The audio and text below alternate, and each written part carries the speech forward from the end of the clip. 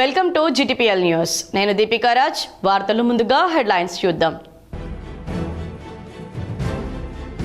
వేములవాడలో కోడెమొక్కులు చెల్లించిన మంత్రి సీతక్క. సీఎం రేవంత్ రెడ్డి ప్రత్యేక చొరవతో ఆలయాలకు మహర్దశ వస్తుందని వెల్లడి.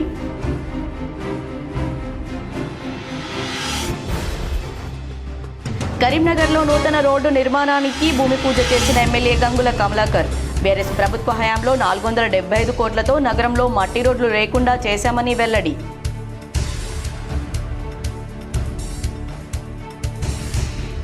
ధర్మపురిలో నిర్మాణంలో ఉన్న ఇందిరమ్మ ఇండ్లను పరిశీలించిన జగిత్యాల జిల్లా కలెక్టర్ బి సత్యప్రసాద్. ఇందిరమ్మ ఇండ్ల నిర్మాణాలు త్వరగా పూర్తి చేయాలని సూచన.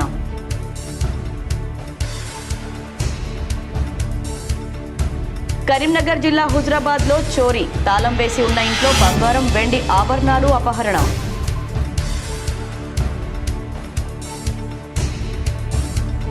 రాజన్న సిరిసిల్ల జిల్లాలో 3 చిరుతల సంచారం. భయాందోళనలో గ్రామీణ జనం. అప్రమత్తంగా ఉండాలని అటవీ శాఖ హెచ్చరిక బోర్డులు.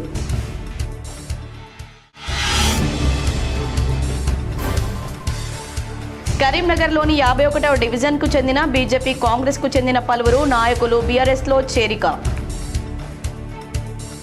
చెనక కొరాట పంప్ హౌస్ను, సదర్మట్ బ్యారేజీను ముఖ్యమంత్రి రేవంత్ రెడ్డి ప్రారంభించారు. ఆదిలాబాద్ జిల్లా భోరాజ్ మండలం హాతీగఢ్ గ్రామం వద్ద చెనక కొరాట పంప్ హౌస్ను ముఖ్యమంత్రి రేవంత్ రెడ్డి ప్రారంభించారు. ప్రధాన కాలువల నుంచి నీటిని విడుదల చేశారు. అయితే ఈ ప్రాజెక్టు ప్రారంభంపై బీఆర్ఎస్ వర్కింగ్ ప్రెసిడెంట్ కేటీఆర్ స్పందించారు. ఈ మేరకు సోషల్ మీడియా వేదికగా హర్షం వ్యక్తం చేశారు. కేసీఆర్ హయాంలో ప్రారంభమై 90% పైగా పనులు పూర్తి చేసుకున్న 2 ఇరిగేషన్ ప్రాజెక్టు ఇవాళ ప్రారంభం కావడం సంతోషదాయకమని కేటీఆర్ పేర్కొన్నారు. 0.98 టీఎంసీల నీటి నిల్వ సామర్థ్యంతో నిర్మించిన ఈ బరాజ్ బీఆర్ఎస్ హయాంలోనే 95% పనులు పూర్తయి సెప్టెంబర్ 2023లో ట్రయల్ రన్ కూడా అయిందన్నారు. దీనిలో భాగమైన లిఫ్ట్ ఇరిగేషన్ కాంపోనెంట్తో కలిపి ఆదిలాబాద్, భోత్ నియోజకవర్గాల్లోని 89 గ్రామాలకు చెందిన సుమారు 51,000 ఎకరాలకు సాగునీరు అందిస్తుంది. 2016లో మహారాష్ట్ర ప్రభుత్వంతో అంతర్రాష్ట్ర ఒప్పందం కుదుర్చుకొని మొదలుపెట్టిన ప్రాజెక్టు ఇది అని కేటీఆర్ వెల్లడించారు. మరోవైపు జగిత్యాల జిల్లాలోని గోదావరి నదిపై నిర్మించిన సదర్మాట్ బ్యారేజీని కూడా సీఎం రేవంత్ రెడ్డి ప్రారంభించారు. దీనిపైన కేటీఆర్ స్పందిస్తూ ఈ ప్రాజెక్టు నీటి నిల్వ సామర్థ్యం 1.58 టీఎంసీలు. కేసీఆర్ హయాంలోనే 90% ప్రాజెక్టు పూర్తయిందని, నిర్మల్ జగిత్యాల జిల్లాలోని 18,000 ఎకరాల ఆయకట్టుకు నీరందిస్తుందన్నారు. కేసీఆర్ పాలనలో తెలంగాణ దశాబ్ది నెర్రెలు బారిన ఈ నెలను దేశానికి ధాన్యాగారంగా మార్చిందని కేటీఆర్ పేర్కొన్నారు.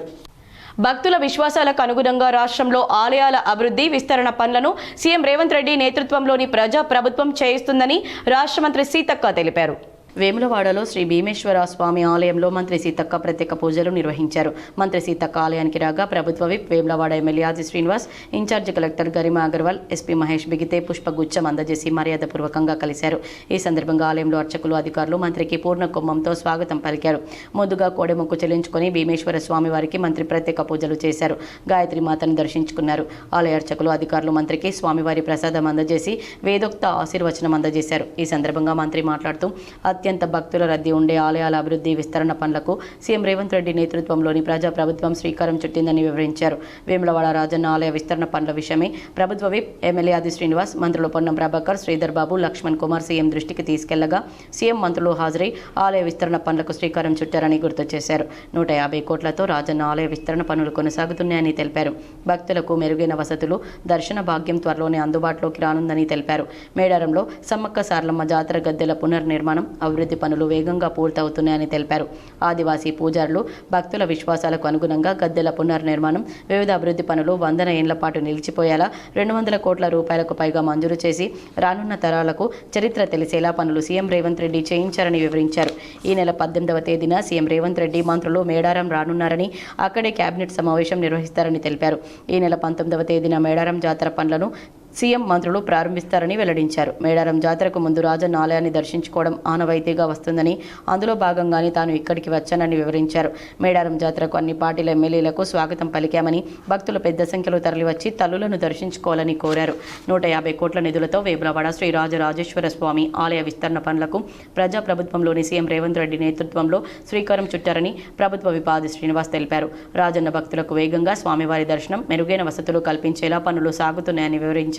ఈ ప్రాంతంపై ప్రత్యేక ఆసక్తి, చొరవతోనే సీఎం రేవంత్ రెడ్డి నిధులు మంజూరు చేస్తున్నారని పేర్కొన్నారు.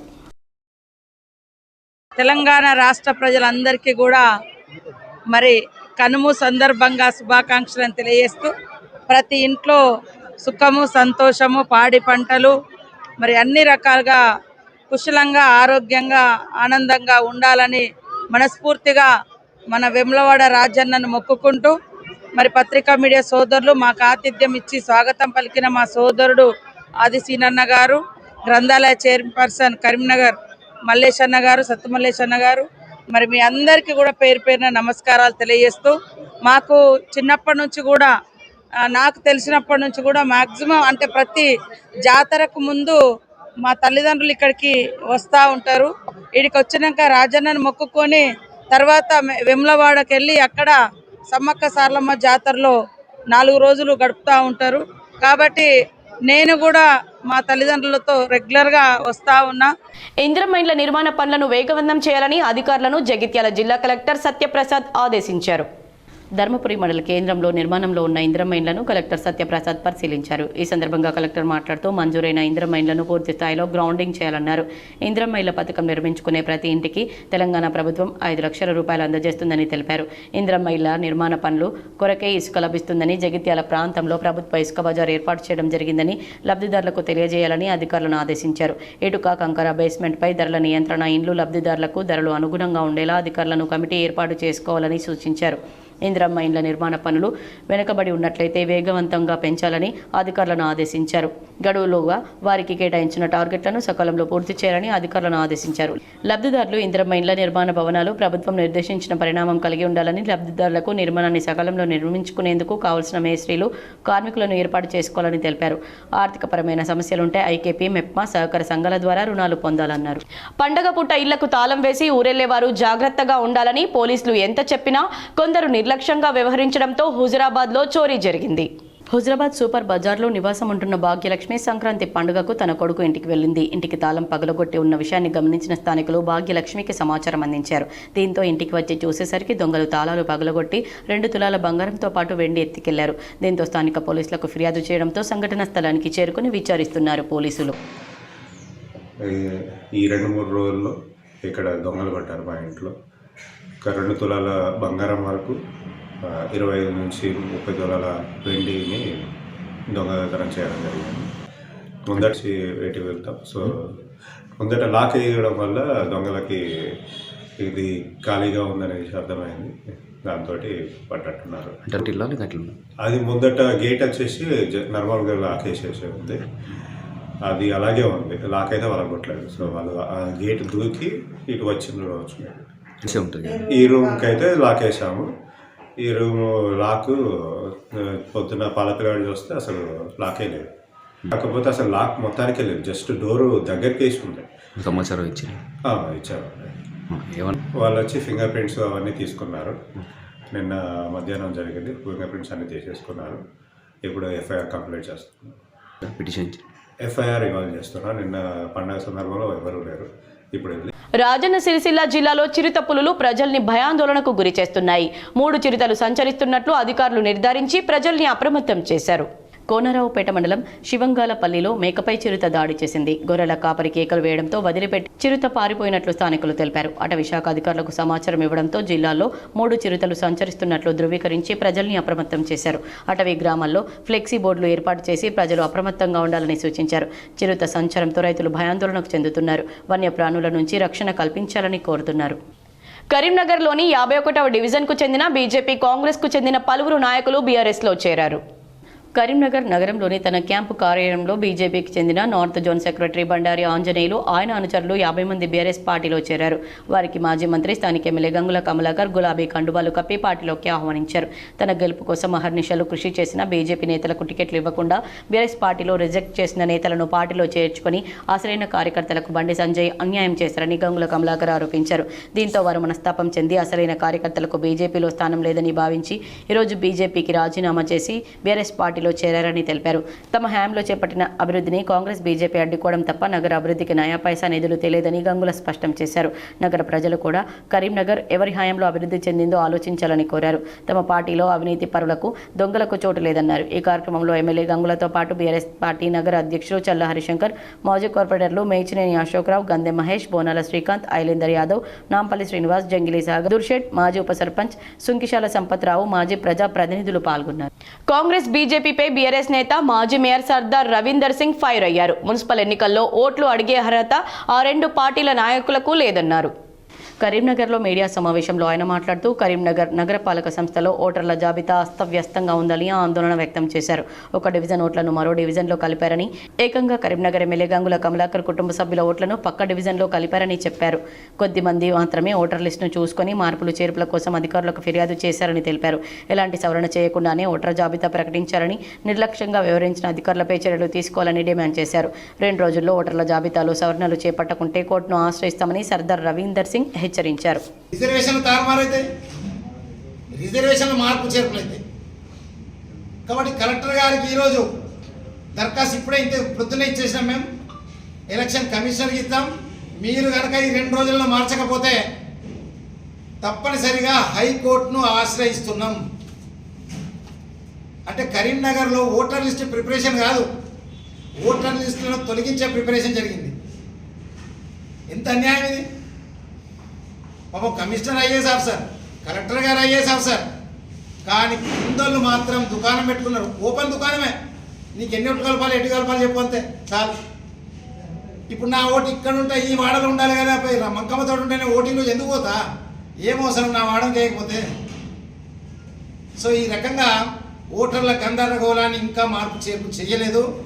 నాకు తెలిసి మాత్రం ఒక ఎమ్మెల్యే గారి ఓట్లను మాత్రం యథావిధిగా, ఎందుకంటే అసెంబ్లీ రుద్రంగిలో పలు అభివృద్ధి పనులకు ప్రభుత్వ విప్ ఆది శ్రీనివాస్ శ్రీకారం చుట్టారు. రుద్రంగిని మోడల్ గ్రామంగా తీర్చిదిద్దుతామని వెల్లడించారు. రుద్రంగి మండల కేంద్రంలో సర్వశిక్ష నిధులు 48,60,000తో నిర్మించిన మండల రిసోర్స్ భవనాన్ని రాష్ట్ర మంత్రి సీతక్క, ఇన్ఛార్జి కలెక్టర్ గరిమా అగర్వాల్తో కలిసి ప్రారంభించారు. అనంతరం గ్రామ పంచాయతీ భవనం ఆవరణలో 21 మంది లబ్ధిదారులకు కళ్యాణ లక్ష్మి, షాదీ ముబారక్ చెక్కులు పంపిణీ చేశారు. రుద్రంగిలో పలు ప్రభుత్వ కార్యాలయాల కోసం ఇంటిగ్రేటెడ్ భవనాన్ని త్వరలోనే నిర్మిస్తామని హామీ ఇచ్చారు. స్థానికుల కోరిక మేరకు క్రీడల కోసం మైదానం ఏర్పాటు చేస్తామని చెప్పారు. జిల్లాలోని యువత, విద్యార్థుల నైపుణ్యాభివృద్ధి, ఉపాధి పొందేందుకు శిక్షణ అందించే అడ్వాన్స్డ్ టెక్నాలజీ సెంటర్ కోసం 42 కోట్లు మంజూరు చేసిందని, టెండర్లు పూర్తి అయ్యాయని, త్వరలోనే పనులు మొదలు పెడతామని తెలిపారు. టాటా కంపెనీ సహకారం, భాగస్వామ్యంతో దీనిలో మొత్తం 6 కోర్సులు అందుబాటులోకి వస్తాయని వివరించారు. మార్క్ఫెడ్ ఆధ్వర్యంలో గోదాం నిర్మాణానికి స్థలం గుర్తిస్తున్నామని, దాని పనులు ప్రారంభిస్తామని తెలిపారు. వేములవాడ నియోజకవర్గంలో రుద్రంగి 2వ అతిపెద్ద గ్రామమని తెలిపారు. కరీంనగర్లో మున్సిపల్ ఎన్నికల్లో 40 డివిజన్ల నుంచి 140 మంది దరఖాస్తు చేసినట్లు కరీంనగర్ ఎంఐఎం పార్టీ నగర అధ్యక్షులు గులాం అహ్మద్ హుస్సేన్ వెల్లడించారు. ఎంఐఎం పార్టీలో మున్సిపల్ ఎన్నికల కోలాహలం నెలకొంది. శుక్రవారం జుమా నమాజ్ అనంతరం ఎంఐఎం పార్టీ కార్యాలయంలో ఎంఐఎం పార్టీ కరీంనగర్ అధ్యక్షుడు సయ్యద్ గులాం అహ్మద్ హుస్సేన్ మీడియా సమావేశం నిర్వహించారు. నగరంలోని 40 డివిజన్ల నుంచి మున్సిపల్ ఎన్నికల్లో కార్పొరేటర్గా ఎంఐఎం తరపున పోటీ చేసే 140 మంది ఆశావహులకు ఎంఐఎం పార్టీ దరఖాస్తుల ఫారాలను అందజేశారు. ఏఐఎంఐఎం దారుసలాం హైదరాబాద్ పేరిట ఏదైనా జాతీయ బ్యాంకులో 3000 డీడీతో దరఖాస్తు ఫారాలను నింపి ఈ నెల 20న సాయంత్రం 6 గంటల వరకు ఎంఐఎం పార్టీ కార్యాలయంలో కరీంనగర్లో అందజేయాలని పేర్కొన్నారు. ప్రజల మద్దతు ఉన్నవారికి గెలుపు గుర్రాలకు ఎంఐఎం పార్టీ టికెట్లు కేటాయిస్తుందన్నారు. ఎవరైనా టికెట్లు ఇప్పిస్తామని మీ దగ్గరకు వస్తే ఆశావహులు నమ్మవద్దని స్పష్టం చేశారు. దరఖాస్తు చేసిన ఫారాలను డీడీలతో సహా పార్టీ హైకమాండ్కు పంపించడం జరుగుతుందని, అనంతరం 3 రకాల సర్వేలు నిర్వహించి గెలిచే సత్తా ఉన్నవారిని గుర్తించి ఫైనల్గా పార్టీ అధినేత ఆదేశాల మేరకు బి ఫారాలను అందజేస్తామని అన్నారు. लड़ रहे समझकर अल्हम्दुलिल्लाह अपने घरों में जाकर अपने वालिदैन की दुआ लीजिए, अपने सपोर्टरों की दुआ लीजिए, एक घरों में महलों में बैठकर मशवरा कीजिए, दरखास्त तो दीजिए। आप दरखास्त देने के बाद जब बी फॉर्म जिसको भी दिया जाता, हमारी पॉलिसी है जमात की, उस कैंडिडेट के पास सब मिलकर काम करके वो कैंडिडेटों को जिताना, ये जिताना हमारा मकसद है। अगर हम जिताएंगे तो हमारा डिप्टी मेयर भी रहेगा और आगे चल के कोशिश करेंगे तो इंशाल्लाह मजलिस इत्तेहादुल मुस्लिमीन का मेयर भी रहेगा। हम 40 डिवीजनों के अलावा जो और भी 66 टोटल डिवीजन है, ये 40 के बाद और 26 डिवीजनों से भी हमारे गैर मुस्लिम भाई जिनको अगर टीआरएस से टिकट नहीं मिलेगा, जिन కాంగ్రెస్లో వ్యక్తిగత నిర్ణయాలు తీసుకునే అవకాశం లేదని, ఎవరైనా పార్టీ నిబంధనలకు వ్యతిరేకంగా ప్రవర్తిస్తే చర్యలు తప్పవని కరీంనగర్ నగర కాంగ్రెస్ అధ్యక్షులు వైద్యుల అంజన్ కుమార్ హెచ్చరించారు. కాంగ్రెస్లో వ్యక్తిగత నిర్ణయాలు తీసుకునే అవకాశం లేదని, ఎవరైనా పార్టీ నిబంధనలకు వ్యతిరేకంగా ప్రవర్తిస్తే చర్యలు తప్పవని కరీంనగర్ నగర కాంగ్రెస్ అధ్యక్షులు వైద్యుల అంజన్ కుమార్ హెచ్చరించారు. కరీంనగర్ డీసీసీ కార్యాలయంలో పలువురు కాంగ్రెస్ నాయకులతో కలిసి మీడియాతో మాట్లాడుతూ అఖిల భారత కాంగ్రెస్ పార్టీ ద్వారా నియమితులైన తాను గత కొన్ని రోజులుగా నగరంలో చోటు చేసుకుంటున్న కొన్ని పరిణామాలపై స్పందించడం జరుగుతుందన్నారు. కాంగ్రెస్ పార్టీలో నియమ నిబంధనలు ఉన్నాయని తెలిపారు. కాంగ్రెస్ పార్టీలో ఎవరికి వ్యక్తిగత నిర్ణయాలు తీసుకునే అధికారం లేదన్నారు. కరీంనగర్ పట్టణంలో గత 2-3 రోజుల నుంచి జరుగుతున్న కొన్ని సంఘటనలు తన దృష్టికి వచ్చాయని, వాటిని మీడియా సమావేశం ద్వారా ప్రజలకు తెలియజేస్తున్నానని తెలిపారు. కాంగ్రెస్ పార్టీలోకి ఎవరైనా రావాలనుకుంటే వారిని హృదయపూర్వకంగా ఆహ్వానిస్తామని చెప్పారు. కాంగ్రెస్ పార్టీలోకి ఎవరైనా రావాలంటే వారిని హృదయపూర్వకంగా ఆహ్వానిస్తాం, వారికి స్వాగతం చెప్తాం.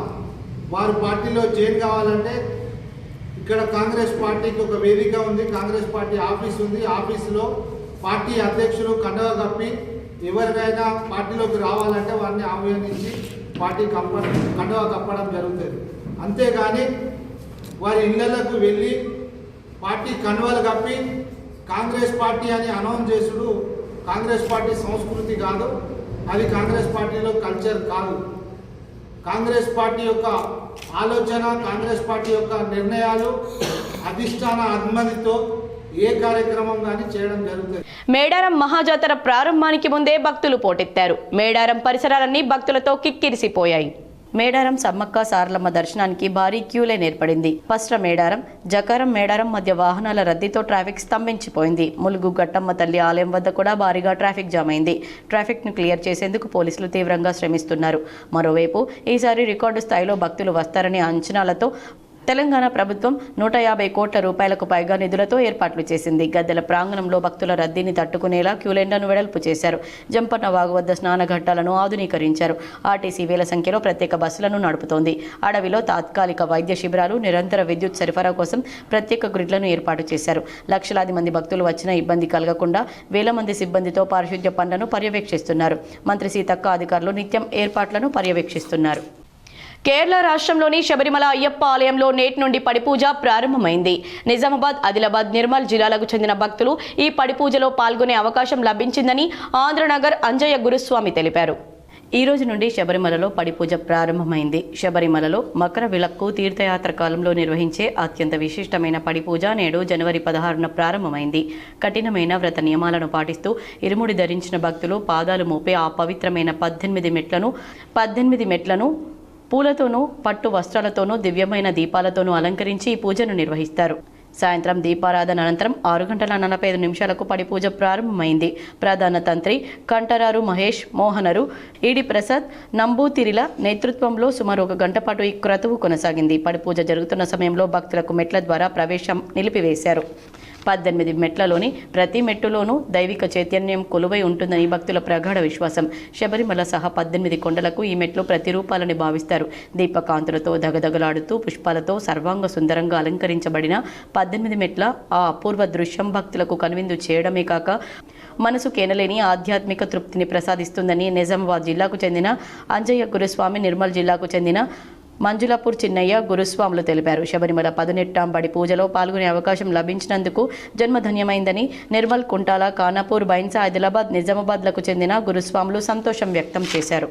రాష్ట్రంలో చలి తీవ్రత తగ్గింది. ఎండలు ప్రారంభమయ్యాయి. అయితే ఈ ఏడాది ఎండలు దంచి కొట్టనున్నట్లు వాతావరణ శాఖ అధికారులు తెలిపారు. రాష్ట్రంలో చలి తీవ్రత తగ్గింది. మరికొన్ని రోజుల్లో ఎండాకాలం మొదలు కానుంది. అయితే ఈ ఏడాది ఎండలు దంచి కొట్టనున్నట్లు వాతావరణ శాఖ అధికారులు తెలిపారు. దేశవ్యాప్తంగా వర్షాకాలంలో రికార్డు స్థాయిలో వర్షాలు కురిశాయి. తెలంగాణలో వరదలు ముంచెత్తాయి. శీతాకాలంలో సైతం కోల్డ్ వేవ్లతో ప్రజలు వణికిపోయారు. మొన్నటి వరకు చలి పంజా విసిరింది. ప్రజలు బయటకు వెళ్లాలంటేనే భయపడిపోయారు. ప్రస్తుతం చలి తీవ్రత క్రమంగా తగ్గుతోంది. ఈ క్రమంలో ఎండలు సైతం దంచి కొట్టనున్నట్లు అధికారులు తెలిపారు. నిజామాబాద్ నగరంలో మున్సిపల్ ఎన్నికల్లో భాగంగా రిజర్వేషన్లపై సర్వత్రా ఉత్కంఠ నెలకొంది. మున్సిపల్ ఎన్నికల నిర్వహణకు ప్రభుత్వం వేగంగా అడుగులు వేస్తోంది. దీనిలో భాగంగా అత్యంత కీలకమైన డివిజన్ల వారీ రిజర్వేషన్ల ప్రక్రియపై సర్వత్రా ఉత్కంఠ నెలకొంది. ముఖ్యంగా మేయర్ స్థానం రిజర్వేషన్ విషయంలోనే సర్వత్రా ఆసక్తి నెలకొంది. ఇందుకు సంబంధించి కసరత్తులు ఎన్నికల సంఘం ఇప్పటికే పూర్తి చేసింది. 1-2 రోజుల్లో తుది ప్రకటన వెలువడే ఛాన్స్ ఉంది. 60 డివిజన్లున్న నగరంలో ఏ వర్గాలకు ఎన్ని డివిజన్లు దక్కబోతున్నాయనేది స్పష్టం చేసింది. అన్ రిజర్వ్డ్ మొత్తం 30 స్థానాలు. ఇందులో జనరల్ 14, మహిళలకు 16 కేటాయించారు. బీసీ కేటగిరీ మొత్తం 24 స్థానాలు. ఇందులో జనరల్ 12, మహిళలకు 12 కేటాయింపు. ఏసీ కేటగిరీ మొత్తం 5 స్థానాలు. జనరల్ 3, మహిళలకు 2 కేటాయించారు. ఎస్టీ కేటగిరీలో 1 స్థానం కేటాయించారు. అయితే బీసీలకు ఏ డివిజన్ దక్కబోతున్నాయి, ఏ డివిజన్లు అన్ రిజర్వ్గా ఉండబోతున్నాయనేది ప్రధాన పార్టీల నేతల్లో. మరోవైపు కీలకమైన మేయర్ స్థానం ఏ వర్గాలకు దక్కనుందనేది సర్వత్రా చర్చనీయాంశమైంది. వరుసగా 2 పర్యాయాలు బీసీ మహిళలు మేయర్లుగా పనిచేశారు. కార్పొరేషన్ అయ్యాక మొట్టమొదటిసారిగా బీసీ జనరల్గా మేయర్ స్థానం రిజర్వ్ కాగా కాంగ్రెస్కు చెందిన ధర్మపురి సంజయ్ మేయర్గా ఎన్నికయ్యారు. ఇదివరకు బీసీ మహిళకు కేటాయించారు. అంతకుముందు జనరల్ మహిళకు రిజర్వ్ అయింది. మొన్నటిసారి బీసీ సామాజిక వర్గానికి చెందిన నీతు కిరణ్, అంతకుముందు మహిళా జనరల్ రిజర్వ్ అయినప్పటికీ బీసీ మున్నూరు కాపు సామాజిక వర్గానికి చెందిన సుజాతకు మేయర్ అవకాశం దక్కింది. 4వసారి మేయర్ స్థానం ఏ వర్గాలకు దక్కబోతుందనేది ఆసక్తిగా మారింది. ఈ మేరకు కాంగ్రెస్, బీజేపీలో 2 మహిళా నేతల పేర్లు సైతం తెరమీదికి వచ్చేశాయి. ఈసారి బీసీలకు 42% రిజర్వేషన్ ఇవ్వడం చట్టబద్ధంగా సాధ్యం కాకపోవడంతో పార్టీ పరంగానే 42 మంది బీసీలకు డివిజన్లలో టికెట్లు ఇవ్వడానికి అధికార పార్టీ సమాయత్తమవుతుంది. బీజేపీ, కాంగ్రెస్ పార్టీలు హోరాహోరీగా తలబడబోతున్నాయి. మైనార్టీ ఏరియాలో ఎంఐఎం ఎప్పట్లాగే పాగా వేయబోతోంది. నిర్మల్ జిల్లా మామడ మండలంలోని పొన్కల్ గ్రామంలోని గోదావరి నదిపై 576 కోట్ల రూపాయలతో నిర్మించిన సదర్మట్ బ్యారేజీని శుక్రవారం రేవంత్ రెడ్డి ప్రారంభించారు. ఆదిలాబాద్ జిల్లా భోరాజ్ మండలం హాతీగఢ్ గ్రామం వద్ద చనక కోరాటా పంప్ హౌస్ను ముఖ్యమంత్రి రేవంత్ రెడ్డి ప్రారంభించారు. ప్రధాన కాలువల నుంచి నీటిని విడుదల చేశారు. అయితే ఈ ప్రాజెక్టు ప్రారంభంపై బీఆర్ఎస్ వర్కింగ్ ప్రెసిడెంట్ కేటీఆర్ స్పందించారు.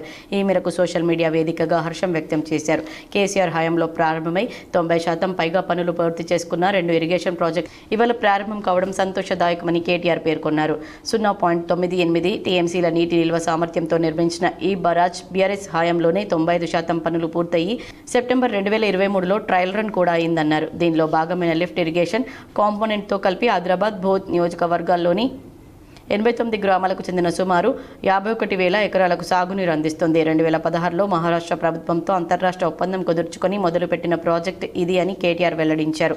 మరోవైపు జగిత్యాల జిల్లాలోని గోదావరి నదిపై నిర్మించిన సదర్మాట్ బ్యారేజీని కూడా సీఎం రేవంత్ రెడ్డి ప్రారంభించారు. దీనిపైన కేటీఆర్ స్పందిస్తూ ఈ ప్రాజెక్టు నీటి నిల్వ సామర్థ్యం 1.58 టీఎంసీలు. కేసీఆర్ హయాంలోనే 90% ప్రాజెక్టు పూర్తయిందని, నిర్మల్ జగిత్యాల జిల్లాలోని 18,000 ఎకరాల ఆయకట్టుకు నీరందిస్తుందన్నారు. కేసీఆర్ పాలనలో తెలంగాణ దశాబ్ది నెర్రెలు బారిన ఈ నెలను దేశానికి ధాన్యాగారంగా మార్చిందని కేటీఆర్ పేర్కొన్నారు. వార్తలు ముగించే ముందు ముఖ్యాంశాలు మరోసారి. వేములవాడలో కోడెమొక్కులు చెల్లించిన మంత్రి సీతక్క. సీఎం రేవంత్ రెడ్డి ప్రత్యేక చొరవతో ఆలయాలకు మహర్దశ వస్తుందని వెల్లడి.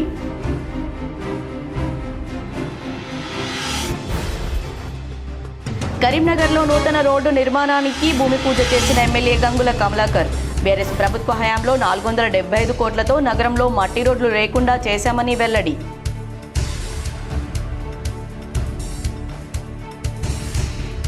ధర్మపురిలో నిర్మాణంలో ఉన్న ఇందిరమ్మ ఇండ్లను పరిశీలించిన జగిత్యాల జిల్లా కలెక్టర్ బి సత్యప్రసాద్. ఇందిరమ్మ ఇండ్ల నిర్మాణాలు త్వరగా పూర్తి చేయాలని సూచన.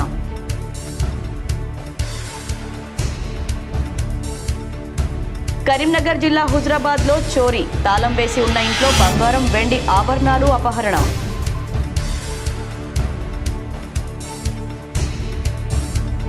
రాజన్న సిరిసిల్ల జిల్లాలో 3 చిరుతల సంచారం. భయాందోళనలో గ్రామీణ జనం. అప్రమత్తంగా ఉండాలని అటవీ శాఖ హెచ్చరిక బోర్డులు.